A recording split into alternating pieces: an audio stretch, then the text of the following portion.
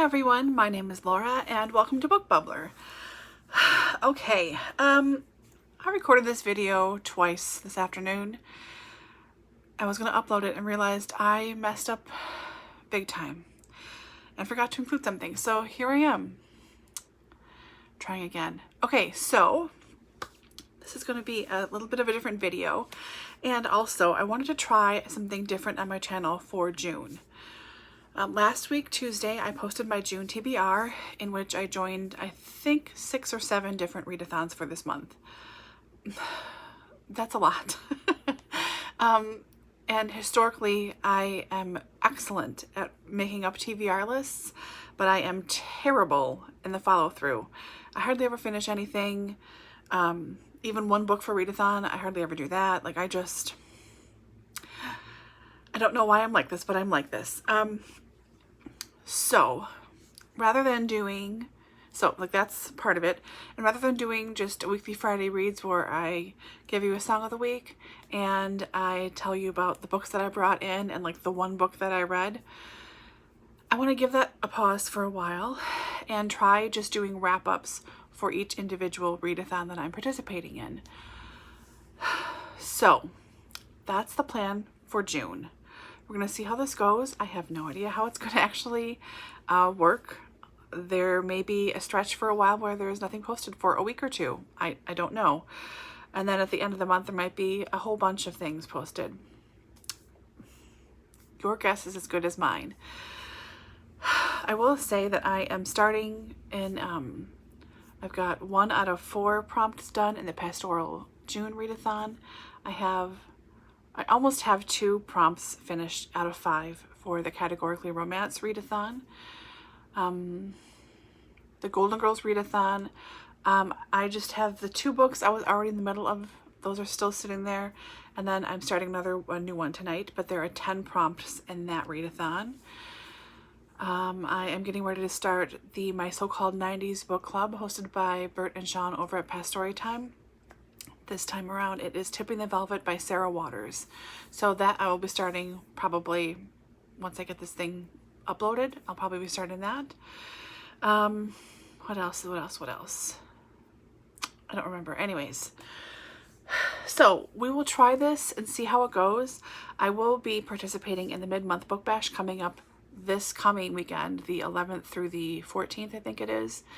So I don't think I will post anything on Friday coming up unless I happen to finish one of my readathons, which I could do with Category Romance because that's really going well. And I got my order of books here that I really didn't need ends up, but I have them anyway, so might as well read them. Anyways, so I will for sure see you guys next week, Tuesday, when I post the vlog for this upcoming weekend. And after that, I really don't know. But hey, let's give it a go, right? So, I finished 2 books in the last month or so. I finished Solutions and Other Problems, by Allie Brosh. I really love Allie and Hyperbole and a Half. I used to have notebooks and a planner and a calendar and all this stuff with all of her drawings on them and everything. So I was very excited to finally read this, and I'm giving it 4.5 stars. She has been through some stuff in her life, and those stories about her time away and everything really reflects that. I mean, there are stories, of course, about mental health, and stories about her being a really weird, interesting little kid, but a lot of stuff happened to her, and I just really appreciate this. I really liked it. I'm glad I finally read it too. I really, really enjoy it. And the other book I read was a recommendation from Cousin at Always Doing. I realized when I was trying to upload, or I was getting ready to get everything together, that this is not the same series she recommended, but no matter. This is by Grace Goodwin, and the one I read is the start to the Interstellar Brides, The Colony series. Interstellar Brides is its own series of 20-some books, and then The Colony is another 8-book series, and she has several other books that are also related to this. I don't know. Anyways, I think Cousin read Interstellar Brides, the first book there, I think.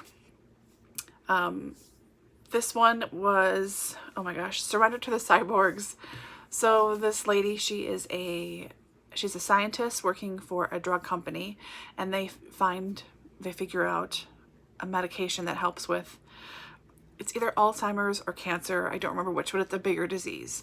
And it's looking really good. They release it prematurely, I think is how it happens.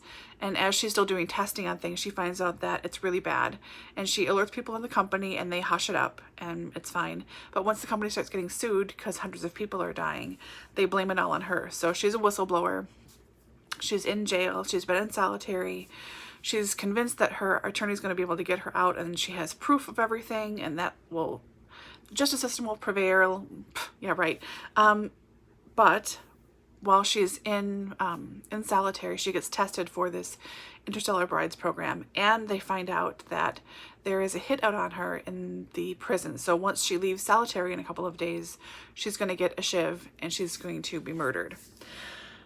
So she either gets murdered in a couple of days and she doesn't know when she's released into Gen Pop, or she goes and joins this Interstellar Brides program. So she thinks, okay, fine, I'll do this, I'll survive. And she gets matched with 2 alien guys. That's how they're called prolons. So they're always in pairs. So it's like 2 men with 1 woman. She gets matched with them. They're all hot and bothered for each other and everything. And her science background ends up kind of saving some of these men that are stuck on this colony planet. Everyone who's there, it's almost all exclusively men that are there. Male aliens, lots of different races and everything, and they've been corrupted by something called the Hive, and they're all cyborgs. They've all had like their arms implanted with something, or there's something with their eye or whatever, and once they have been corrupted, they're not allowed to go back to their home planets for whatever reasons, I don't know. So she tries to help them out. Of course, there's lots of dirty stuff. They get married, blah blah. It was fun. It was fun. Sci-fi, erotica, romance, whatever you want to call it. I do really enjoy them. They're just easy. I don't know. They're just fun. I just like them. I'm going to give this one a 3 though, because they're, for an alien planet, they have some very strong traditional like Christian marriage values, like very 1950s America in a lot of ways. Like once you're married to us or mated with us, whatever it is, no one can touch you or look at you, meaning a man can't touch you or look at you, or like they will kill him, and he knows he was going to be killed if he touches someone who's married. It's like, all right, calm down, He-Man, you know, like really. And there's some other stuff that just seems a little too, this wouldn't be the case in an alien planet, but you know, maybe I'm quibbling too much in a fluff book, I don't know. So read that. I'll read the next one too, just to see what it's like and see how she develops this part of the series. And I think I might try the original series too, now that I know that it's this like sprawling behemoth of dirty space books. I don't know. So, okay, I finished those 2. And then the stuff that came in. So for the Categorically Romance readathon, which is hosted by Bree Hill and Sarah at Bookish Knitter, there are 5 prompts. And one of the prompts is to read a book from a category that's no longer being published, which Harlequin seems to delight in canceling lines fairly often, so that's not a problem. And another one was to read a book published before the year 2000. So those 2 prompts led me to go on to Better World Books. And I got this Bind Up Historical Christmas 1990 with Nora Roberts, Patricia Potter, I can speak, and Ruth Langen. A Harlequin Superromance, which is no longer a published series 2. This is Into the Light by Judith Duncan, and it's set in Canada, in British Columbia. It sounds like the main guy here, Adam, is a real dude bro, and I'm not into that so much, but maybe that's just the back that makes it sound like this, but I don't know, we'll see. And then Harlequin Presents, which I'm reading my first Harlequin Presents right now, and they're really fun. I didn't know quite what it presents meant, but according to the live show that I caught on replay, which I will link with Sarah's channel and everything below, Presents is like your more traditional sort of fantasy kind of a romance that you would think of when you think of a category romance. That's Presents. So this one, Stolen Summer by Ann Mather. Ben and Shelley. When was this published? Hang on a sec. 1985. Oh, and Mills and Boon, which is the British equivalent of Harlequin, I believe. Don't quote me, but I think that's what they are. And this one, shoot, I don't remember where this one is set. Not sure where this one is set, but there's, oh, that's what it is. Okay, so who knows? Summer, Ben and Shelley. Here's the Harlequin romance. This is number 2883, High Country Governess by Essie Summers. This was published in 1987. And Essie Summers is a New Zealand writer. This is set in the Highlands of Scotland. So, Nathaniel and Letty. We'll see. This, another Harlequin romance from 1978. The Lake of the Kingfisher by Essie Summers. This is set in New Zealand. And I didn't quite realize these were as worldly as they appear to be.